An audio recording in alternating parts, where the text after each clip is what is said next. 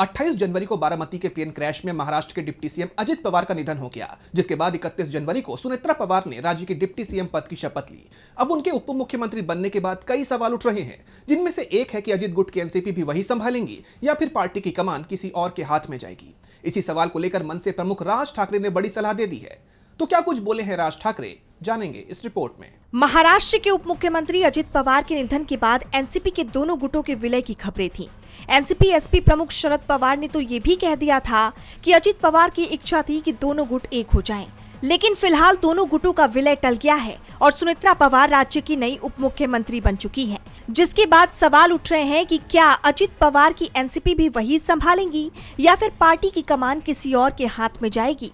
ऐसे में महाराष्ट्र नवनिर्माण सेना के अध्यक्ष राज ठाकरे ने एक पोस्ट में एनसीपी को बड़ी सलाह दी है। उन्होंने कहा कि हाल के समय में महाराष्ट्र की राजनीति में पूरी तरह से उथल-पुथल मची हुई है। सच कहूं तो इस पर टिप्पणी करने का मन भी नहीं करता, लेकिन दिन भर जो घटनाक्रम सामने आ रहे हैं उन पर बोलना जरूरी हो गया है।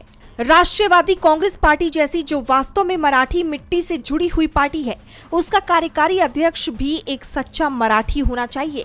ये कोई पाटिल हो सकता है, लेकिन पटेल नहीं। दरअसल राज ठाकरे एनसीपी के नेता और अजित पवार के करीबी प्रफुल्ल पटेल पर हमला कर रहे हैं। पटेल महाराष्ट्र के ही नेता हैं, लेकिन उनका परिवार मूल रूप से गुजरात से आता है। राज ठाकरे शुरुआत से ही मराठी अस्मिता की राजनीति करते आ रहे हैं।